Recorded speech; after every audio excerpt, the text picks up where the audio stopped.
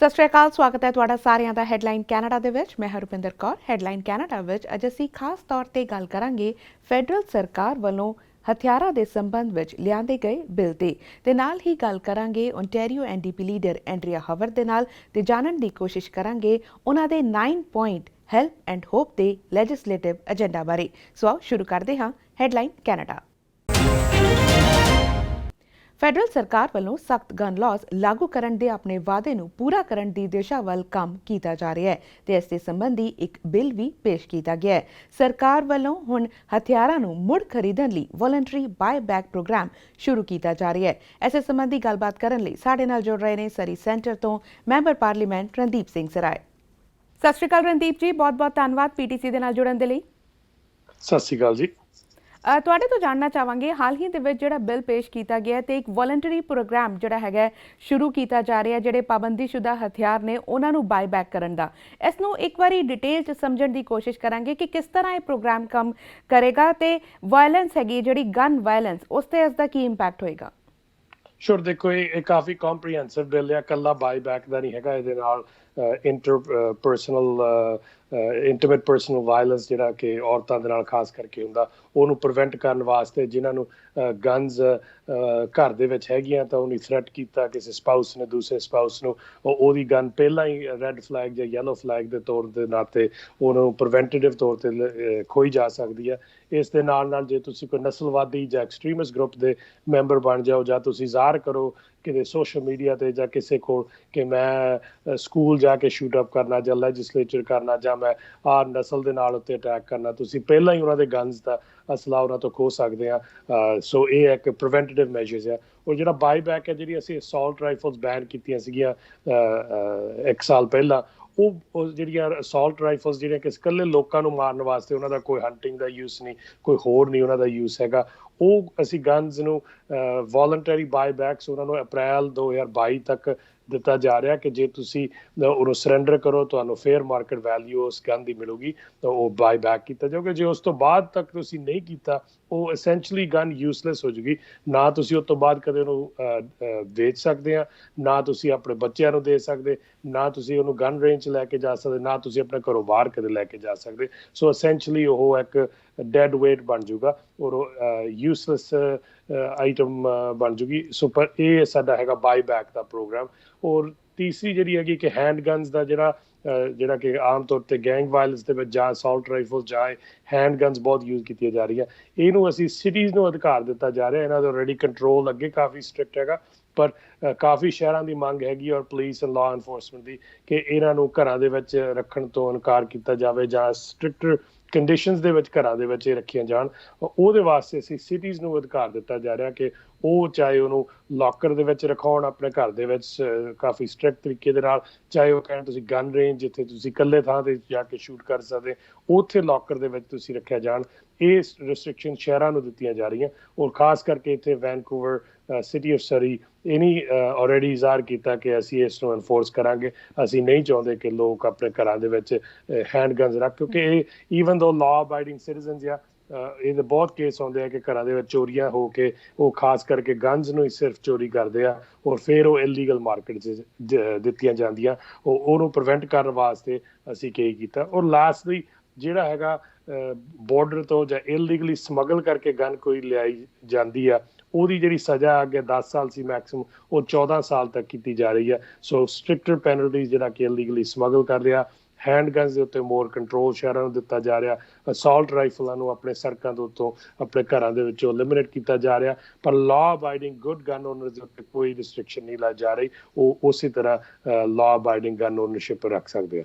ਜੀ, ਪਰ ਸਰਕਾਰ ਦਾ ਮਕਸਦ ਇਹ ਹੈਗਾ ਕਿ ਵਾਇਲੈਂਸ ਨੂੰ ਕੰਟਰੋਲ ਕੀਤਾ ਜਾਏ। ਇਹ ਜੋ ਕ੍ਰੈਕਡਾਊਨ ਕੀਤਾ ਜਾ ਰਿਹਾ, ਪੂਰਾ ਆਈਡੀਆ ਹੈ ਕਿ ਕਮਿਊਨਿਟੀ ਨੂੰ ਸੇਫ ਰੱਖਿਆ ਜਾਏ। ਪਰ ਜਦੋਂ ਕਮਿਊਨਿਟੀ ਦੀ ਸੇਫਟੀ ਬਾਰੇ ਸੋਚਿਆ ਜਾ ਰਿਹਾ ਤਾਂ ਇਸ ਪ੍ਰੋਗਰਾਮ ਨੂੰ ਵੋਲੰਟਰੀ ਕਿਉਂ ਰੱਖਿਆ ਗਿਆ, ਮੈਂਡੇਟਰੀ ਕਿਉਂ ਨਹੀਂ ਕੀਤਾ ਗਿਆ? ਇਹ ਦੇਖੋ, ਆਸਟ੍ਰੇਲੀਆ ਤੇ ਨਿਊਜ਼ੀਲੈਂਡ ਨੇ, ਖਾਸ ਕਰਕੇ ਨਿਊਜ਼ੀਲੈਂਡ ਨੇ ਮੈਂਡੇਟਰੀ ਕੀਤਾ ਗਿਆ ਸੀ। ਉਹਦੇ ਵਿੱਚ ਕੀ ਹੋ ਜਾਂਦਾ ਕਿ ਜੇ ਕੋਈ ਵਿਅਕਤੀ ਨਹੀਂ ਸਰੈਂਡਰ ਕਰਦਾ ਆਪਣਾ ਵੈਪਨ, ਤੁਹਾਨੂੰ ਫਿਰ ਪੁਲਿਸ ਨੂੰ ਕਹਿਣਾ ਪੈਂਦਾ ਕਿ ਪੁਲਿਸ ਜਾ ਕੇ ਉਹਦੇ ਘਰ ਨੂੰ ਰੇਡ ਕਰੇ ਤੇ ਉਹਦੀ ਗਨ ਲੈ ਕੇ ਜਾਵੇ। ਉਹਦੇ ਵਿੱਚ ਕਈ ਕੇਸ, ਕਿਉਂਕਿ ਸਾਡੇ ਕੋਲ ਰਜਿਸਟ੍ਰੇਸ਼ਨ ਨਹੀਂ ਹੈਗੀ ਕੰਜ਼ਰਵੇਟਿਵ ਪਾਰਟੀ ਨੇ ਲੌਂਗ ਗਨ ਰਜਿਸਟਰੀ ਜਿਹੜੀ ਉਹ ਖਤਮ ਕਰ ਦਿੱਤੀ ਸੀਗੀ। ਸੋ ਕੋਈ ਡਾਟਾ ਨਹੀਂ ਹੈਗਾ ਜਿਹਦੇ ਨਾਲ ਸਾਨੂੰ ਪਤਾ ਕਿ ਆਹ ਵਿਅਕਤੀ ਕੋ ਆਹ ਗਨ ਉਹਦੇ ਘਰ ਹੈਗੀ ਆ ਔਰ ਉਹ ਇਸ ਵੇਲੇ ਅਸੌਲਟ ਰਾਈਫਲ ਆ ਔਰ ਉਹ ਬੈਂਡ ਆ। ਉਹਦੇ ਨਾਲ ਅਨਨੈਸੈਸਰੀ ਰੇਡ ਡਿਸਕੰਫਰਟ ਔਰ ਰਿਸਕ ਪੈਦਾ ਕੀਤਾ ਜਾ ਸਕਦਾ, ਜਿਹਦੇ ਨਾਲ ਕਿ ਲਾਅ ਇਨਫੋਰਸਮੈਂਟ ਨੂੰ ਵੀ ਰਿਸਕ ਆ, ਜਿਹੜੇ good law abiding gun honours ਆ ਉਹ ਵੀ ਆਪਣੀ ਹਾਨੀ ਜਾਂ ਬੇਇੱਜ਼ਤੀ ਮੰਨੂਗੇ ਜੇ ਪੁਲਿਸ ਦੀਆਂ ਕਾਰਾਂ ਉਹਨਾਂ ਦੇ ਘਰਾਂ ਦੇ ਮੂਹਰੇ ਆ ਕੇ ਉਹਨਾਂ ਦੀ ਸੀਜ਼ ਕਰਨ ਆਉਣਗੀਆਂ। ਇਸ ਕਰਕੇ ਇਹਨੂੰ ਵੋਲੰਟਰੀ ਕੀਤਾ ਜਾ ਰਿਹਾ ਕਿ ਉਹ ਆਪਣੇ ਆਪ ਹੀ ਸਰੈਂਡਰ ਕਰ ਦੇਣ ਔਰ ਉਸ ਤੋਂ ਬਾਅਦ ਉਹ ਅਸੈਂਸ਼ਲੀ ਯੂਸਲੈਸ ਹੋ ਜੂਗੀਆਂ। ਸੋ ਟ੍ਰਿਕਲ ਕਰਦੀਆਂ ਹੌਲੀ ਹੌਲੀ ਉਹਨੀ ਆਪਣੇ ਆਪ ਸਰੈਂਡਰ ਹੋ ਜਾਣਾ, ਜਦੋਂ ਲੋਕਾਂ ਨੇ ਦੇਖੇ ਕਿ ਹੁਣ ਮੈਂ ਮੂਵ ਹੋ ਗਿਆ, ਮੈਂ ਨਵੇਂ ਥਾਂ ਨਹੀਂ ਲਿਜਾ ਸਕਦਾ, ਮੈਂ ਕਾਰ ਦੇ ਵਿੱਚ ਨਹੀਂ ਲਿਜਾ ਸਕਦਾ, ਮੈਂ ਇਹਨੂੰ ਕਦੇ ਬਾਹਰ ਨਹੀਂ ਜਾ ਕੇ ਸ਼ੂਟ ਕਰ ਸਕਦਾ, ਮੈਂ ਇਹਦਾ ਅਸਲਾ ਨਹੀਂ ਲੈ ਸਕਦਾ, ਉਹਦੇ ਨਾਲ ਉਹ ਨੈਚੁਰਲੀ ਯੂਸਲੈਸ ਵੈਪਨਸ ਹੋ ਜਾਣਗੇ। ਸੋ ਉਹ ਫਿਰ ਉਹਨਾਂ ਨੂੰ ਸਰੈਂਡਰ ਕੀਤਾ ਜਾਊਗਾ, ਪਰ ਉਸ ਤੋਂ ਬਾਅਦ ਸਰੈਂਡਰ ਦੇ ਵਿੱਚ ਉਹਨਾਂ ਨੂੰ ਕੋਈ ਪੈਸੇ ਨਹੀਂ ਮਿਲੂਗੇ। ਪਰ ਸਰਕਾਰ ਇਸ ਦਾ ਇੱਕ ਫੇਅਰ ਮਾਰਕੀਟ ਪ੍ਰਾਈਸ ਕਿਵੇਂ ਡਿਸਾਈਡ ਕਰੇਗੀ? ਇਹ ਦੇਖੋ ਉਹਨਾਂ ਦੇ ਪ੍ਰੋਕਿਊਰਮੈਂਟ ਆਫਿਸਿਸ ਗਵਰਨਮੈਂਟ ਦੇ ਸਰਕਾਰ ਦੇ ਜਿਹੜੇ ਹੈਗੇ ਆ ਉਹ ਗਨ ਵੈਲਿਊਜ਼ ਦੇਖ ਕੇ ਕਰਨਗੇ। ਉਹਦੀ ਅਪਰੋਕਸੀਮੇਟ ਉਹਨੀ ਵੈਲਿਊ ਦੱਸੀ ਹੈ ਕਿ ਰਫਲੀ $1300 ਪਰ ਗਨ ਐਵਰੇਜ ਕੀਤੀ ਜਾ ਰਹੀ ਹੈ ਕਿ ਉਹਦਾ ਬਾਈ ਬੈਕ ਪ੍ਰੋਗਰਾਮ ਹੋਊਗਾ। ਸੋ ਉਹ ਦੇਖ ਲੈਣਗੇ। ਉਹ ਮੇਰੇ ਖਿਆਲ ਇਹਨਾਂ ਦੇ ਵੈਬਸਾਈਟਸ ਐਂਡ ਅਦਰ ਚੀਜ਼ਾਂ ਤੇ ਤੁਸੀਂ ਜਿਵੇਂ ਕਾਰਾਂ ਦੀ ਵੈਲਿਊ ਕੀਤੀ ਜਾਂਦੀ ਹੁੰਦੀ ਹੈ, ਇਸੇ ਤਰ੍ਹਾਂ ਉਹਨਾਂ ਦੀ ਵੀ ਇੱਕ ਬਲੈਕ ਬੁੱਕ ਵਾਂਗ ਤੁਸੀਂ ਵੈਲਿਊਏਸ਼ਨ ਕਰਵਾ ਸਕਦੇ ਆ ਔਰ ਉਹ ਵੈਲਿਊਏਸ਼ਨ ਦੇ ਨਾਲ ਉਹ ਕੀਤੀ ਜਾਊਗੀ। ਔਰ ਫੇਅਰ ਮਾਰਕੀਟ ਆਬਵੀਅਸਲੀ 100% ਐਕੂਰੇਟ ਹੋਊਗਾ, ਪਰ ਰੀਜ਼ਨੇਬਲੀ ਐਕੂਰੇਟ ਹੋਊਗਾ ਜੀ। ਪਰ ਇਸ ਦਾ ਜਿਹੜਾ ਪ੍ਰੋਵੀਜ਼ਨ ਹੈਗਾ ਮਿਊਨਿਸਪੈਲਿਟੀਜ਼ ਨੂੰ ਦਿੱਤਾ ਗਿਆ, ਸਿਟੀਜ਼ ਨੂੰ ਦਿੱਤਾ ਗਿਆ, ਪਰ ਕਈ ਪ੍ਰੋਵਿੰਸਸ ਅਜਿਹੇ ਹੈਗੇ ਨੇ ਜੋ ਇਸ ਨੂੰ ਲਾਗੂ ਕਰਨ ਦੇ ਹੱਕ ਵਿੱਚ ਨਹੀਂ ਹੈਗੇ, ਜਿਵੇਂ ਓਨਟਾਰੀਓ ਦੀ ਗੱਲ ਕਰੀਏ ਜਾਂ ਸਸਕੈਚੇਵਨ ਦੀ ਗੱਲ ਕਰੀਏ ਤਾਂ। ਪਰ ਪ੍ਰੋਵਿੰਸਸ ਦਾ ਰੋਲ ਨਹੀਂ ਹੈਗਾ, ਪਰ ਪ੍ਰੋਵਿੰਸਸ ਜੇ ਇਸ ਨੂੰ ਆਪਣੀ ਪ੍ਰੋਵਿੰਸ ਵਿੱਚ ਨਹੀਂ ਚਾਹੁੰਦੇ ਤਾਂ ਫੈਡਰਲ ਸਰਕਾਰ ਕੋਲ ਕੋਈ ਮੈਕੈਨਿਜ਼ਮ ਹੈਗਾ ਕਿ ਇਸ ਨੂੰ ਸਖਤੀ ਨਾਲ ਲਾਗੂ ਕੀਤਾ ਜਾਏ। ਸੋ ਜਿਹੜਾ ਤਾਂ ਅਸੌਲਟ ਬੈਨ ਰਾਈਫਲ ਹੈ ਔਰ ਉਹਦੀ ਸੇਲ ਇਹ ਫੈਡਰਲ ਹੈ, ਇਹਦੇ ਵਿੱਚ ਕੋਈ ਪ੍ਰੋਵਿੰਸ ਜਾਂ ਸਿਟੀ ਨੂੰ ਅਧਿਕਾਰ ਨਹੀਂ ਹੈਗਾ। ਸਿਟੀ ਸਿਰਫ ਹੈਂਡ ਗਨ ਦੀ ਸਟੋਰੇਜ ਵਾਸਤੇ ਔਰ ਉਹਨਾਂ ਦੇ ਸ਼ਹਿਰ ਦੇ ਵਿੱਚ ਰੱਖਣ ਦੀ ਆਗਿਆ ਉਹਦੇ ਵਿੱਚ ਉਹਨਾਂ ਨੂੰ ਅਧਿਕਾਰ ਦਿੱਤਾ ਜਾ ਰਿਹਾ, ਜਾ ਕੇ ਕਿਉਂਕਿ ਹੈਂਡ ਗਨਸ ਦੀ ਪ੍ਰੋਬਲਮ ਟੋਰਾਂਟੋ ਸ਼ਹਿਰ, ਵੈਨਕੂਵਰ, ਸਰੀ, ਐਡਮਿੰਟਨ, ਵਿਨਿਪੈਗ ਦੇ ਵਿੱਚ ਬਹੁਤ ਗੰਭੀਰ ਤੌਰ ਤੇ ਗਨ ਵਾਇਲੈਂਸ ਹੋ ਰਿਹਾ। ਉਹਨੂੰ ਕੰਟਰੋਲ ਕਰਨ ਵਾਸਤੇ ਬਹੁਤ ਸਾਰੇ ਸ਼ਹਿਰ ਆ ਉਹ ਨਹੀਂ ਚਾਹੁੰਦੇ ਕਿ ਲੋਕਾਂ ਦੇ ਘਰਾਂ 'ਚ ਗਨ ਹੋਣ, ਤਾਂ ਕਿ ਉਹ ਆਈਦਰ ਹੈਂਡ ਗਨਸ ਚੋਰੀ ਹੋ ਜਾਂਦੀਆਂ, ਚੋਰੀ ਦੀ ਵਰਤੋਂ ਨਾਲ ਉਹ ਬਾਹਰ ਹਿੰਸਾ ਬਣ ਜਾਂਦੀਆਂ, ਜਾਂ ਉਹ ਡੋਮੈਸਟਿਕ ਵਾਇਲੈਂਸ ਦੇ ਵਿੱਚ ਵੀ ਬਹੁਤ ਟਾਈਮਸ ਦੇ ਵਿੱਚ ਯੂਜ਼ ਕੀਤੀਆਂ ਜਾਂਦੀਆਂ, ਜਾਂ ਉਹ ਸੁਸਾਈਡ ਦੇ ਵਿੱਚ ਵੀ ਬਹੁਤ ਯੂਜ਼ ਕੀਤੀਆਂ ਜਾਂਦੀਆਂ। ਇਸ ਕਰਕੇ ਉਹਨਾਂ ਦੀ ਸਟ੍ਰਿਕਟ ਸੰਭਾਲ ਵਾਸਤੇ ਸ਼ਹਿਰਾਂ ਨੂੰ ਅਧਿਕਾਰ ਦਿੱਤਾ ਜਾ ਰਿਹਾ। ਜਿਵੇਂ ਤੁਸੀਂ ਕਿਹਾ ਕਈ ਸ਼ਹਿਰ ਨਹੀਂ ਚਾਹੁੰਦੇ, ਉਹਨਾਂ ਦੇ ਵਿੱਚ ਨਹੀਂ ਉਹ ਪ੍ਰੋਬਲਮ ਹੈਗੀ ਆ। ਕਾਫੀ ਜਿਹੜੇ ਰੂਰਲ ਏਰੀਆਜ਼ ਜਾਂ ਪ੍ਰੈਰੀਜ਼ ਪ੍ਰੋਵਿੰਸਿਸ ਹੈਗੇ ਉਹਨਾਂ ਦੇ ਵਿੱਚ ਨਾ ਗਨ ਵਾਇਲੈਂਸ ਪ੍ਰੈਵਲੈਂਟ ਆ, ਨਾ ਉਹਨਾਂ ਕੋਲ ਹੈਂਡ ਗਨ ਦੀ ਕੋਈ ਇਸ਼ੂ ਹੈਗਾ, ਉਹਨਾਂ ਨੂੰ ਨਹੀਂ ਕਰਨ ਦੀ ਲੋੜ। ਪਰ ਜਿਵੇਂ ਸਾਡੇ ਸਰੀ ਦਾ ਸ਼ਹਿਰ ਆ, ਵੈਨਕੂਵਰ ਦਾ ਸ਼ਹਿਰ ਆ, ਇਹਨੇ ਆਲਰੇਡੀ ਕਿਹਾ ਕਿ ਸਾਡੇ ਵਾਸਤੇ ਵੱਡੀ ਪ੍ਰੋਬਲਮ, ਅਸੀਂ ਨਹੀਂ ਚਾਹੁੰਦੇ ਕਿ ਲੋਕਾਂ ਦੇ ਘਰਾਂ ਦੇ ਵਿੱਚ ਹੈਂਡ ਗਨਸ ਹੋਣ, ਇਸ ਕਰਕੇ ਉਹ ਨਹੀਂ ਇੰਪਲੀਮੈਂਟ ਕਰਨੀ ਹੈ। ਔਰ ਉਹ ਅਸੀਂ ਇੱਕ ਟੂਲ ਦਿੱਤਾ ਗਿਆ ਔਨ ਟਾਪ ਆਫ ਜਿਹੜੇ ਆਲਰੇਡੀ ਸਟ੍ਰਿਕਟ ਅਸੂਲ ਹੈਗੇ ਆ। ਹਾਂਜੀ, ਜਿਵੇਂ ਅਸੀਂ ਦੇਖ ਰਹੇ ਹਾਂ ਕਿ ਇਲੈਕਸ਼ਨ ਕੈਂਪੇਨ ਦੌਰਾਨ ਹੀ ਇਸ ਸੰਬੰਧੀ ਜ਼ਿਕਰ ਕੀਤਾ ਗਿਆ ਸੀ, ਉਸ ਤੋਂ ਬਾਅਦ ਕਈ ਵਾਰ ਸਰਕਾਰ ਵੱਲੋਂ ਇਹ ਪ੍ਰੋਗਰਾਮ ਪ੍ਰੈਜ਼ੈਂਟ ਕੀਤਾ ਗਿਆ, ਇਸ ਬਾਰੇ ਜਾਣਕਾਰੀ ਸਾਂਝੀ ਕੀਤੀ ਗਈ। ਪਰ ਹੁਣ ਜਦੋਂ ਇਹ ਵੋਲੰਟਰੀ ਪ੍ਰੋਗਰਾਮ ਜਿਹੜਾ ਹੈਗਾ ਸਟਾਰਟ ਕੀਤਾ ਜਾ ਰਿਹਾ ਤਾਂ ਹਜੇ ਵੀ ਕਿਤੇ ਨਾ ਕਿਤੇ ਕੰਜ਼ਰਵੇਟਿਵਸ ਇਸ ਤੋਂ ਕਨਵਿੰਸ ਨਜ਼ਰ ਨਹੀਂ ਆ ਰਹੇ ਨੇ। ਉਹਨਾਂ ਦਾ ਕਹਿਣਾ ਹੈ ਕਿ ਉਹ ਡਾਊਟਫੁਲ ਨੇ ਕਿ ਜਿਹੜਾ ਗਨ ਵਾਇਲੈਂਸ ਹੈ ਉਸ ਨੂੰ ਪੂਰੀ ਤਰ੍ਹਾਂ ਕਰਬ ਕੀਤਾ ਜਾ ਸਕਦਾ ਹੈ ਇਸ ਦੇ ਨਾਲ। ਦੇਖੋ ਜਿਹੜੇ ਕੰਜ਼ਰਵੇਟਿਵ ਹੈ, ਖਾਸ ਕਰਕੇ ਐਰਨ ਟੂਲ ਹੁਣੀ ਹੈਗੇ ਆ ਜਿਹੜੇ ਲੀਡਰ ਬਣੇ ਕੰਜ਼ਰਵੇਟਿਵ ਪਾਰਟੀ ਦੇ, ਉਹਨੇ ਜਿਹੜੀ ਗਨ ਲਾਬੀ ਆ ਉਹਨਾਂ ਨੂੰ ਬਹੁਤ ਅਸ਼ੋਰੈਂਸਿਸ ਦਿੱਤੇ ਸੀ ਜਦੋਂ ਲੀਡਰਸ਼ਿਪ ਰੇਸ ਦੇ ਵਿੱਚ ਸੀ, ਉਹਦੀਆਂ ਵੋਟਾਂ ਲੈਣ ਵਾਸਤੇ, ਉਹਨਾਂ ਦੀ ਸਪੋਰਟ ਲੈਣ ਵਾਸਤੇ। ਉਹਨਾਂ ਨੂੰ ਹੁਣ ਮੁੱਕਰਨਾ ਉਸ ਸਪੋਰਟ ਤੋਂ ਬੜਾ ਔਖਾ ਹੋਇਆ ਪਿਆ। ਉਹਨਾਂ ਨੂੰ ਪਤਾ ਕਿ ਜਿਹੜੀ ਲੈਜਿਸਲੇਸ਼ਨ ਬਹੁਤ ਚੰਗੀ ਆ, ਉਹਨਾਂ ਨੂੰ ਪਤਾ ਕਿ ਇਹ ਗਨ ਵਾਇਲੈਂਸ ਰਿਡਿਊਸ ਕਰੂਗੀ, ਪਰ ਉਹਨੇ ਇੰਨੇ ਵਾਅਦੇ ਕੀਤੇ ਆ ਗਨ ਲਾਬੀ ਵਾਲਿਆਂ ਨੂੰ ਕਿ ਉਹ ਹੁਣ ਬਹਾਨੇ ਟੋਲ ਰਹੇ ਆ ਇਸ ਲੈਜਿਸਲੇਸ਼ਨ ਦੇ ਵਿੱਚ, ਜਿਹਦੇ ਨਾਲ ਉਹ ਆਪਣਾ ਪਰਦਾ ਪਾ ਸਕਦੇ ਤਾਂ ਕਿ ਉਹ ਨਾ ਵੋਟ ਪਾਉਣ ਇਹਨੂੰ। ਹਾਊਐਵਰ ਜੇ ਤੁਸੀਂ ਜਿਹੜੇ ਐਕਚੁਅਲ ਕੰਜ਼ਰਵੇਟਿਵ ਈਵਨ ਵੋਟਰਾਂ ਨੂੰ ਤੁਸੀਂ ਪੋਲ ਕਰੋ ਤਾਂ 80% ਤੋਂ ਵੱਧ ਉਹਨਾਂ ਦੇ ਵੋਟਰਸ ਵੀ ਚਾਹੁੰਦੇ ਆ ਕਿ ਗਨਸ ਜਿਹੜੀਆਂ ਖਾਸ ਕਰਕੇ ਅਸੌਲਟ ਰਾਈਫਲਸ, ਉਹ ਜਿਹੜੇ ਹੈਂਡ ਗਨਸ ਘਰਾਂ ਦੇ ਵਿੱਚ ਰੱਖੀਆਂ ਜਾਂਦੀਆਂ, ਇਹ ਨਹੀਂ ਰੱਖਣੀਆਂ ਜਾਣੀਆਂ ਚਾਹੀਦੀਆਂ ਔਰ ਇਸ ਟਾਈਪ ਆਫ ਲੈਜਿਸਲੇਸ਼ਨ ਅਪਰੂਵ ਕੀਤਾ ਜਾਣਾ ਚਾਹੀਦਾ। ਸੋ ਇਹ ਐਕਚੁਅਲੀ ਆਲ ਕੈਨੇਡੀਅਨਸ ਵਾਸਤੇ ਬਹੁਤ ਇੰਪੋਰਟੈਂਟ ਆ। ਸਾਰਿਆਂ ਨੂੰ ਪਤਾ ਕਿ ਗਨ ਵਾਇਲੈਂਸ ਜਿਹੜਾ ਹੈਗਾ ਇਹ ਬਹੁਤ ਵੱਡਾ ਮਸਲਾ ਹੈ ਕੈਨੇਡਾ ਦੇ ਵਿੱਚ, ਔਰ ਅਸੀਂ ਨਹੀਂ ਇਹਦੇ ਖਾਸ ਕਰਕੇ ਜਿਹੜਾ ਇਹਦਾ ਸ਼ਿਕਾਰ ਬਣਦੇ ਹੋ ਸਾਡੇ ਬੱਚੇ, ਸਾਡੇ ਨੌਜਵਾਨ ਬਣਦੇ ਆ, ਅਸੀਂ ਉਹਨਾਂ ਨੂੰ ਬਚਾਉਣ ਵਾਸਤੇ ਇਹ ਜਿਹੜੀਆਂ ਇੱਕ ਬੜੀਆਂ ਮਾਮੂਲੀ ਰਿਸਟ੍ਰਿਕਸ਼ਨਸ ਹੈਗੀਆਂ ਔਰ ਮਾਮੂਲੀ ਡਿਸਕੰਫਰਟਸ ਕਹਿ ਲਓ ਤੁਸੀਂ ਆਪਣੇ ਲਿਬਰਟੀਜ਼ ਦੇ ਉੱਤੇ ਹੈਗੀਆਂ, ਜਿਹਦੇ ਨਾਲ ਅਸੀਂ ਆਪਣੀ ਕੰਟਰੀ ਨੂੰ, ਆਪਣੇ ਦੇਸ਼ ਨੂੰ, ਆਪਣੇ ਪ੍ਰੋਵਿੰਸ ਨੂੰ ਆਪਾਂ ਸੇਫ ਰੱਖ ਸਕਦੇ ਹਾਂ। ਜੀ ਬਿਲਕੁਲ ਜ਼ਾਹਿਰ ਤੌਰ ਤੇ ਗਨ ਵਾਇਲੈਂਸ ਇੱਕ ਵੱਡਾ ਮੁੱਦਾ ਹੈਗਾ ਇਸ ਕੰਟਰੀ ਦੇ ਲਈ। ਬਹੁਤ ਬਹੁਤ ਧੰਨਵਾਦ ਸਾਡੇ ਨਾਲ ਜੁੜਨ ਦੇ ਲਈ ਤੇ ਇਹ ਜਾਣਕਾਰੀ ਸਾਡੇ ਨਾਲ ਸਾਂਝੀ ਕਰਨ ਦੇ ਲਈ। Thank you so much and stay safe. Thank you ਜੀ। ਹੈਡਲਾਈਨ ਕੈਨੇਡਾ ਵਿੱਚ ਫਿਲਹਾਲ ਸਮਾਂ ਹੋ ਗਿਆ ਇੱਕ ਬ੍ਰੇਕ ਦਾ। ਇੱਕ ਛੋਟੀ ਜਿਹੀ ਬ੍ਰੇਕ ਲਵਾਂਗੇ ਤੇ ਬ੍ਰੇਕ ਤੋਂ ਬਾਅਦ ਹਾਜ਼ਰ ਹੋਵਾਂਗੇ ਤੇ ਗੱਲ ਕਰਾਂਗੇ ਓਨਟਾਰੀਓ ਐਨਡੀਪੀ ਲੀਡਰ ਐਂਡਰੀਆ ਹਾਵਰਡ ਦੇ ਨਾਲ।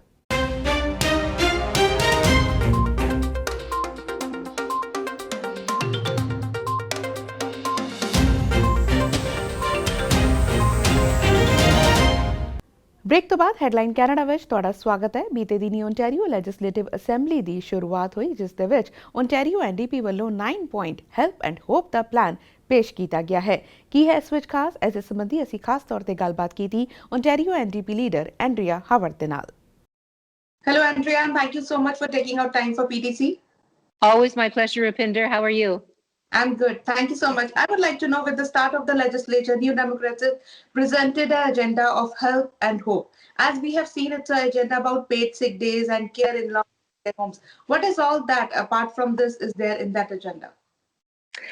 Well, I mean, so the long-term care, absolutely trying to get those hands-on care pieces, but there are also things like paid sick days. There are things like extending the eviction ban. There are things like bringing our Save Main Street plan into effect, so that small businesses can be better supported through the rest of this COVID-19 pandemic. We basically, what we don't want to see is the same mistakes being made again by the government, and people losing hope that we're going to end up not only in another lockdown with a third wave, but with so much, continued devastation. So we thought that letting the government know that there are things that can be done differently, and if they support us in that, we might come out of the rest of this pandemic better off. That was our goal. But if you look at the paid sick days, Premier says there's already a program, federal program in place. Then what else is that NDP is demanding? Well, in fact, the Premier is mischaracterizing what the federal program is, and that's unfortunate. I mean, look, it's this very Premier that canceled the 2 days of paid sick days that we used to have in Ontario the moment he took office. Everybody knows that the spread of COVID-19 is happening in workplaces, and is happening with a lot of largely essential workers, the people that we're asking to put their health at risk each and every day. The very least we can do is make sure that folks have a chance when they're not feeling well to make the right decision by staying home and not have to worry that they're not going to be able to pay the bills because their pay is covered off.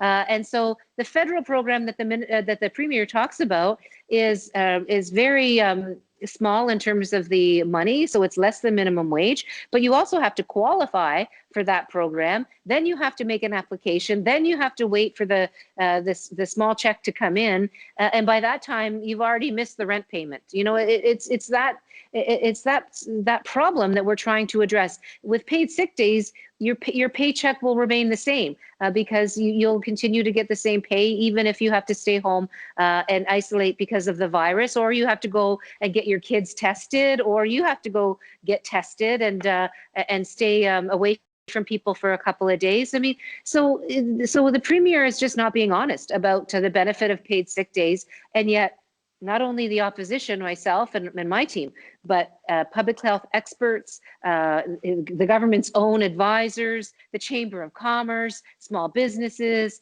labor leaders, mayors and city councillors, the former Conservative leaders, both Patrick Brown and John Tory, everybody is saying we need Ontario paid sick days. It is a provincial program, not a federal program. And if we look at the reopening of Ontario, you mentioned that province is moving too fast with the reopening. But Premier says they have a system in place and they're listening to the experts' advice. Well, in fact, the Premier's own experts yesterday, Barbara Jaffe, who's the Assistant Medical Officer of Health, said ideally the province should be opening more slowly. We've seen Dr. Lowe, for example, in Peel. We've seen the Medical Officer of Health in Toronto, Dr. Davila.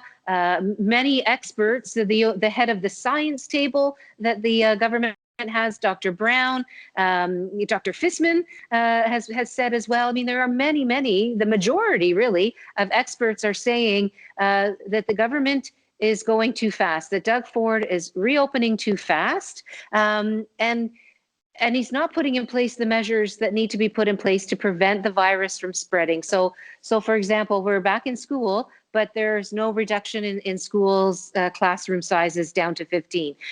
Today, we were asking questions about schools where they literally, the sinks don't work. And so the kids can't wash their hands, even though that's what prevents the spread. We don't have widespread testing in workplaces or in schools. We don't have the things in place that will help us push back against the new variants that are already growing in Ontario. And, unfortunately, where that leaves us is in a situation where, as Dr. Brown said, the likelihood of a third wave, and a very bad one, is significant. People are exhausted. People need a break, but the last thing we need is to have yet another lockdown and another slew of infections, and the hospitals becoming overrun with these new variants in place. And so, I think not only is the government operating too fast, but they're not putting in place extra measures that would help prevent these things from happening. And on top of it, they talk about this emergency brake. But yesterday, Barbara Yaffe acknowledged there's no detail around the emergency brake. Nobody knows yet what it looks like. They haven't developed it yet. And so Doug Ford's like putting on the gas when it comes to opening up, but he doesn't know how to operate the emergency brake. And that's pretty irresponsible. But with these new variants, they are increasing rapidly. Does it concern you that Ontarians still doesn't know who will get the vaccine next and when is their turn to get the vaccine? Yeah, Rupinder, that's an excellent question, and I'm really troubled because the government's not being very transparent, very open about the details of their plan. Not only who is going to be next, but how the vaccines are going to be provided. And that's really troubling. And just yesterday, we were trying to get that information from the government, and the media was asking the Minister of Health, what's the plan for the vaccines? Where are the details? And she didn't want to provide the details because she said she's afraid that if they put a plan forward, then if they don't succeed, they'll be criticized. I mean, it's just really shameful. They have an obligation to be transparent, be open, and help Ontarians to get behind the plan, as opposed to hiding the plan just in case they don't succeed. I mean, it's really, really troubling. And at a time when, as the variants are here and they are spreading, we need confidence in our government, not a government hiding under a rock. Andrea, I have a few more questions apart from this COVID-19 situation, as a lot of community is concerned about government approval of more than 30 stores of cannabis. Does it concern you? What is your response to that? Yeah, I mean, it's really troubling that the government decided to open up the cannabis market without giving municipalities a chance to determine what would work best for them in terms of where those stores should go. And I know that that communities across the province have been complaining about that. I'm from Hamilton. My community is complaining about that. Communities in Peel, communities in Toronto. I mean, Toronto has been complaining about that. But the government didn't give municipalities a choice. It was either yes or no. It wasn't, yes, we'll take the cannabis stores, but we want to have some ability to manage where they go. The government, Doug Ford said, no, you give away all your rights to manage how those cannabis stores get put in place. And that was the wrong move. I mean, municipalities, neighborhoods, communities deserve to have some say in where these things are located. I mean, this is what we do when new bars are opening. When a new bar opens up, a new nightclub or bar, the Alcohol Gaming Commission actually puts out a request for feedback and for comment from municipalities and community. Not so with the cannabis stores, and that's really, really problematic. And I would hope that Doug Ford will change his mind on this. But in his opinion, as long as people are making money, that's all that matters. Andrea, at the end, I would like to know, we have seen NDP party always stands for the democratic rights. So we want to know if you have been following farmers' protests going on in India. Yes, I have been watching in horror as literally people are losing their lives. Farmers are losing their lives in India in an attempt to save their livelihoods. It's a horrifying situation, and in fact, just today we had a moment of silence in the legislature that was requested by the NDP to mark the loss of life in India, and it's really troubling to see this day and age, those kinds of things happening to people who are just trying to stand up for their communities, as I said, to stand up for their livelihoods, and to make sure that they're able to, to eke out a life, as a farmer. And it's a terrible thing, absolutely. And we, that of course, our NDP MPPs from not only the Brampton area but other areas as well are really, they're concerned. I mean, Gretchen Singh has many times raised this issue, and he's going to continue to raise this issue. And I'm very supportive of his voice and of the work that he's trying to do to continue to raise this issue, not just here amongst the Punjabi community, amongst the folks who have family and friends and loved ones in India, but everybody needs to understand what's happening here and why it needs to stop. Well, Andrea, thank you so much for taking out time for PTC, and stay safe. ਸੋ ਅੱਜ headline Canada ਵਿੱਚ ਬਸ ਇੰਨਾ ਹੀ। ਫਿਲਹਾਲ ਮੈਨੂੰ ਦਿਓ ਇਜਾਜ਼ਤ। ਤੁਸੀਂ ਰੱਖੋ ਆਪਣਾ ਖਿਆਲ ਤੇ ਦੇਸ਼ ਦੁਨੀਆ ਦੀਆਂ ਖਬਰਾਂ ਲਈ ਬਣੇ ਰਹੋ PTC ਦੇ ਨਾਲ।